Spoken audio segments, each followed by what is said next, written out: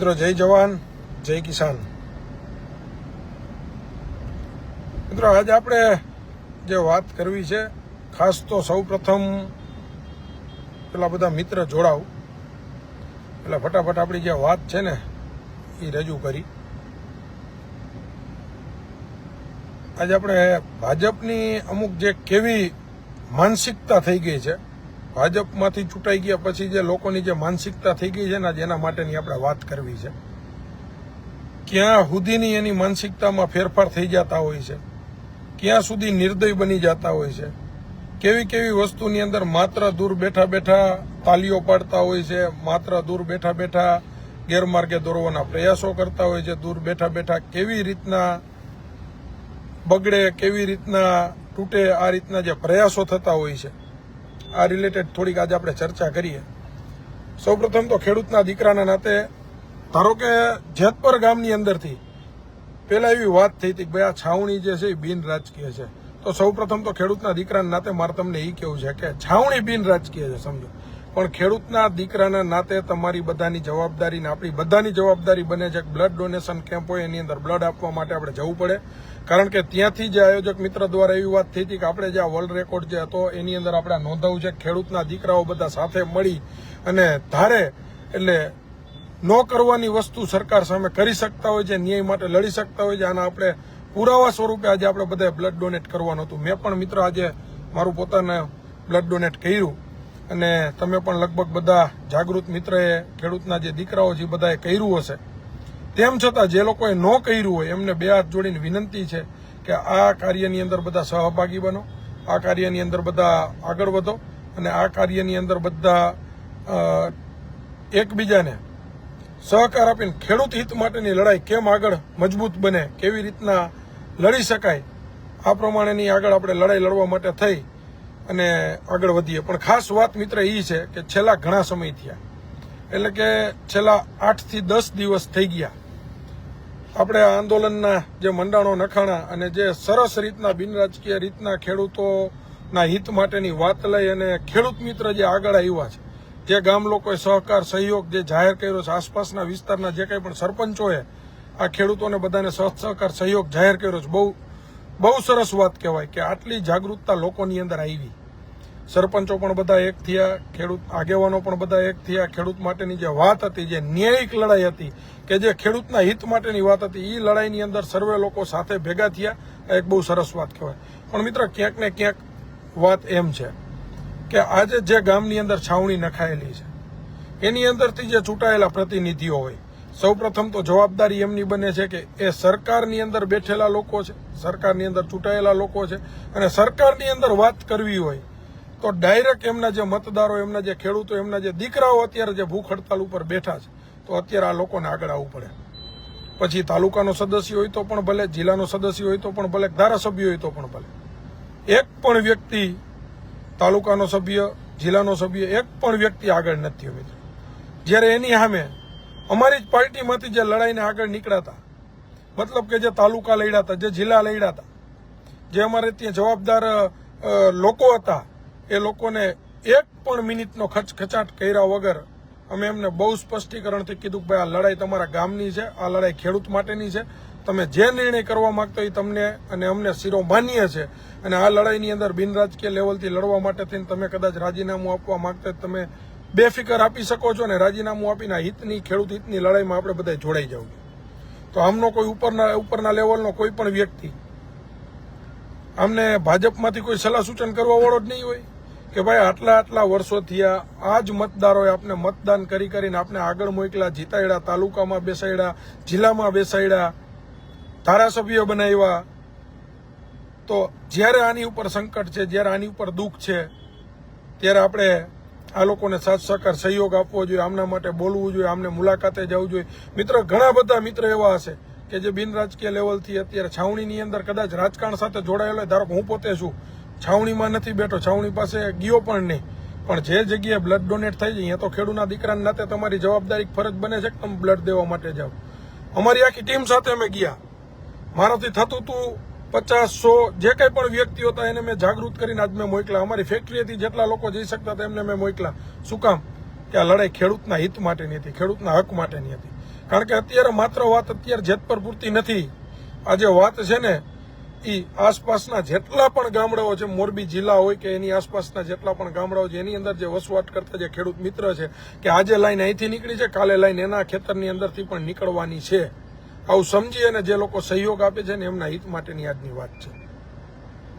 એટલે જે લોકો છે એ જાગૃત બનો. અને હું તો એમ કહું છું, આ માધ્યમ થકી હું એમ કહું છું કે અત્યારે તમે જેને મત આપ્યા છે, તમે જેને જીતાડીને બેસાડ્યા છે, એમને આવવા માટેની છૂટ આપો.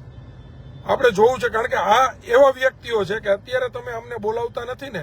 જ્યારે આજથી તમને ન્યાય મળશે, જ્યારે તમારે તમારા હકની લડાઈ તમે પોતે લડીને કમ્પ્લીટ કરશો ને પછી તમે એમને એવું કહેશો ને કે ભાઈ જ્યારે જરૂર હતી ત્યારે તમે આવેલા નહોતા, ત્યારે એ તમને એમ કહેશે કે તમે જ અમને એવું કીધેલું હતું કે ભાઈ આ બિન રાજકીય છે, તમારે કોઈને આવવું નહીં. એટલે આની અંદર શક્ય હોય તો જીતેલા ઉમેદવારને આવવા દો, કારણ કે એ જે જીતેલા ઉમેદવાર જે રહ્યા ને એ છેલ્લે તમારા બાનામાંથી છટકી ન શકે, કામની અંદરથી છટકી ન શકે. અત્યારે તમે જુઓ, છેલ્લા ઘણા સમયથી ત્યાં આપણે જોઈએ છે એક પણ સત્તા પક્ષનો વ્યક્તિ, આજે લગભગ એકાદા વ્યક્તિએ રાજીનામું આપ્યું ભાજપમાંથી. ખૂબ સરસ વાત કહેવાય, કારણ કે એમને ખેડૂત હિત માટે જો લડવા માટે આપ્યું હોય તો બહુ સારી વાત કહેવાય. કદાચ એના અંદરના કોઈ ખટરાકથી ન આપ્યું હોય તો, ખેડૂત હિત માટે આપ્યું હોય તો એ જે આમ કહેવાય ને કે એને સેલ્યુટ કરવા જેવી બાબત કહેવાય કે આવા એ મરદ માણસો ભાજપની અંદર હજુ પડ્યા છે. બરાબર. એટલે હું તો એવું કહું છું કે જેટલી મોટી સંખ્યાની અંદર અત્યારે આ બિન રાજકીય લેવલની જે લડાઈ જેતપરના મિત્ર લડે છે એમને સાથ સહકાર સહયોગ આપો.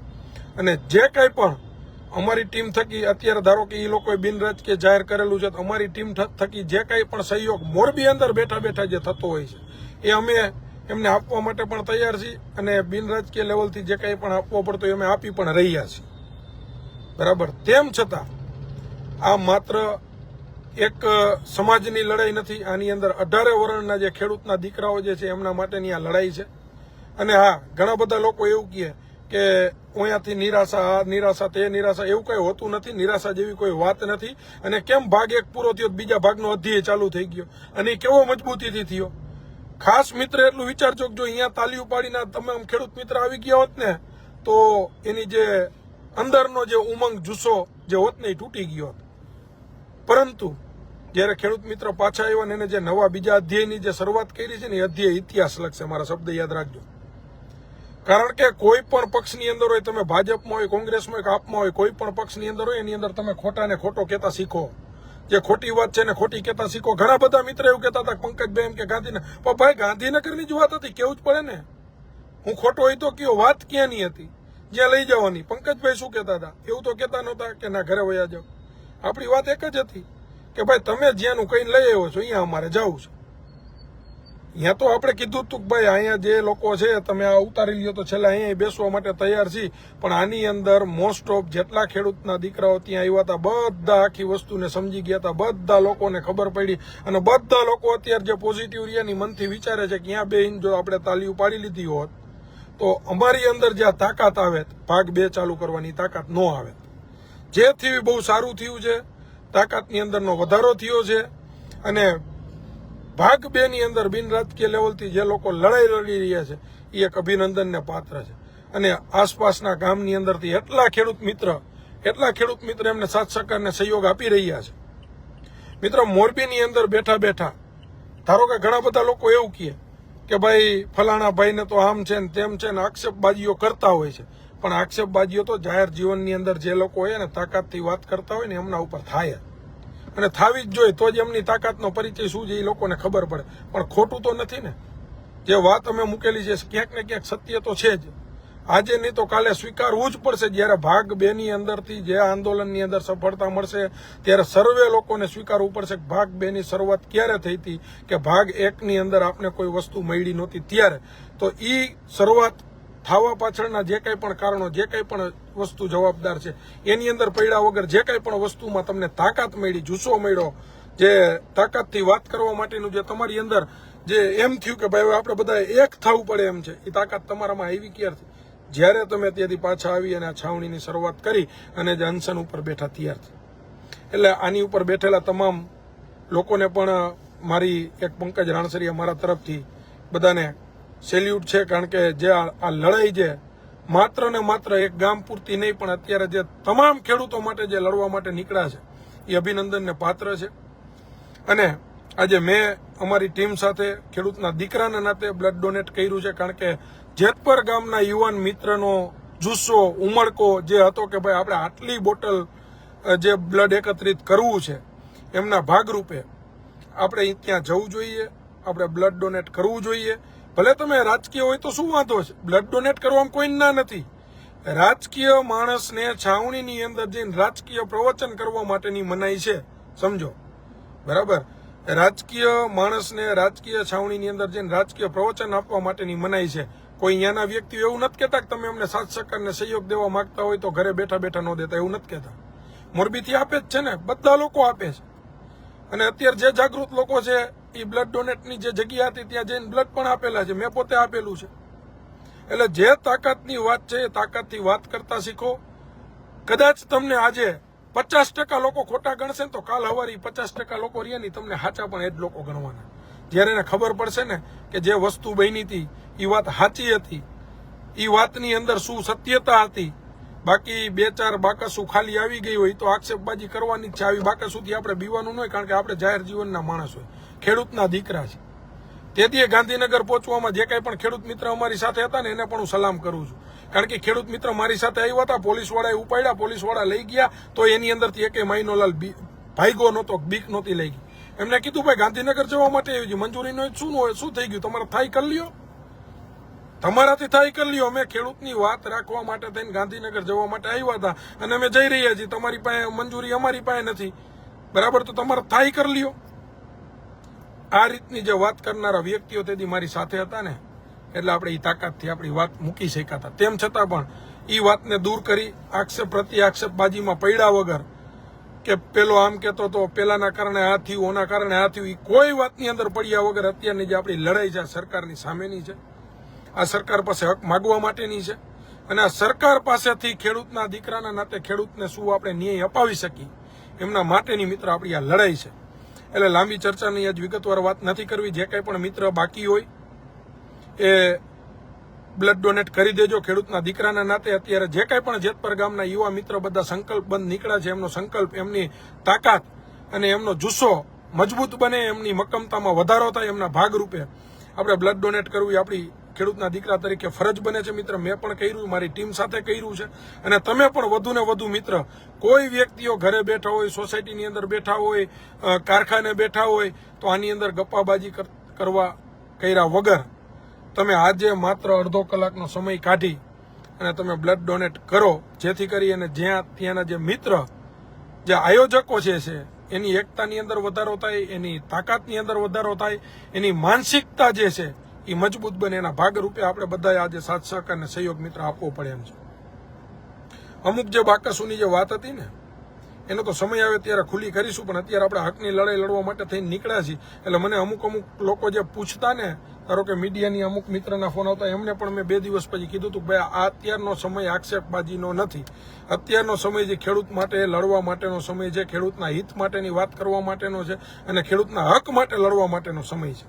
નહીં કે માત્ર બેહી જઈને તાલી ઉપાડીને ઘરે વહી જાય એના માટેનો નથી, બરાબર. ત્યાં અમુક લોકો એવું કહેતા હતા કે ભાઈ એમને તો ધોકા ખવડાવતા ને ફલાણું હતું ને તે હતું. તો ભાઈ ધોકાય ખાવા પડે આની અંદર ને ગોળીઓ ખાવી પડે જો હક માગવા નીકળ્યા હોય તો.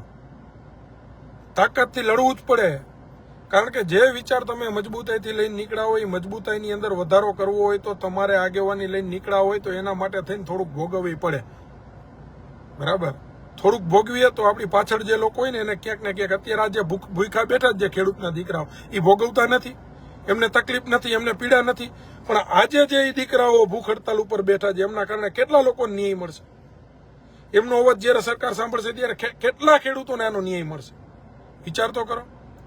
એટલે અત્યારનો સમય આપણે આ સરકારની સામે જે માગણી છે એમના માટેનો છે. અત્યારનો સમય આક્ષેપ પ્રતિ આક્ષેપ માટેનો નથી. જે વાત જૂની છે એ વાત પૂર્ણવિરામ મૂકી અને ખેડૂત માટેની જે ચર્ચા કરે, ખેડૂત માટેની જે વાત કરે, ખેડૂતને ન્યાય અપાવવા માટેની જે વાત કરે ને, એ જે કોઈ પણ વ્યક્તિ હોય, જે કોઈ પણ પાર્ટી સાથે જોડાયેલો હોય ને, એને માન સન્માન ભેર એનાથી થાતી જે કંઈ પણ મદદ હોય ને એ ખેડૂત માટે અત્યારે કરવી પડે એમ છે.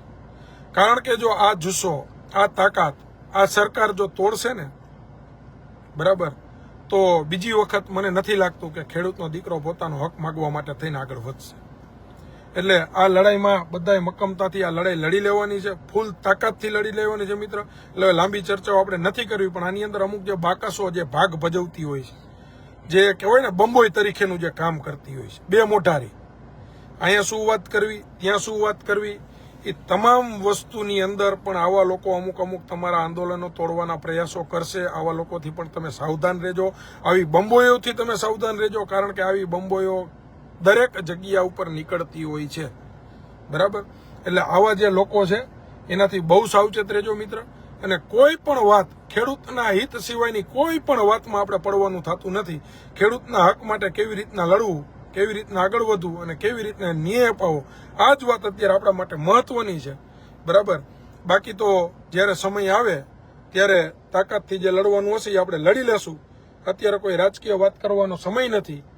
અને જ્યારે જે લોકો આની અંદર રાજકીય રોટલા શેકવાના પ્રયાસો કર્યા હતા, એ લોકોને જ્યારે સમય આવે ત્યારે મોરો તમતાર દઈને આપણે લડી લેવાના મૂડમાં છીએ, એમાં કાંઈ વાંધો નથી. પણ અત્યારે જે વાત છે એ માત્ર ને માત્ર ખેડૂત હિત માટેની છે, ખેડૂત એકતા માટેની છે. અને ખેડૂત એકતા માટે થઈ અને આ સરકારની સામે લડનારા જેટલા પણ લોકો હોય એ બધાએ ભેગું થઈને સાથ સહકાર અને સહયોગની અંદર ચોંટી જવું જોઈએ, જેથી કરી ખેડૂતોને, જેતપર ગામના ખેડૂતોને અને આસપાસના વિસ્તારના જે કંઈ પણ લોકો સાથ સહકાર સહયોગ આપે છે એમને ન્યાય મળે. કારણ કે મિત્ર આ અત્યારે જેતપર ગામની વાત નથી, હમણાં નોટિસો જે છે લજાઈ છે, સજ્જનપર છે, આ બાજુના ગામડાની અંદર પણ જે લાઈનો નીકળવાની છે એની નોટિસો આવી ચૂકી છે, બરાબર. આ બાજુ બરાર જે બાજુના માળિયા તાલુકાના જે ગામડાઓ છે ત્યાંથી પણ નોટિસો ચાલુ થઈ ગઈ છે. એટલે આપણે બમણી તાકાતથી આ હકની લડાઈમાં લડવાનું છે ને આના માટે જે કંઈ પણ કરવું પડશે એ અમે મોરબી બેઠા આ ખેડૂતોને સાથ સહકાર સહયોગ જે કંઈ પણ અપાશે એ આપવા માટે તૈયાર છીએ. અને હર હંમેશા ખેડૂત માટે લડ્યા છીએ અને હજુ પણ લડવાના છીએ. બસ આટલું કહીને મારી વાણીને વિરામ આપું છું. જય હિન્દ, જય ભારત, જય જવાન, જય કિસાન.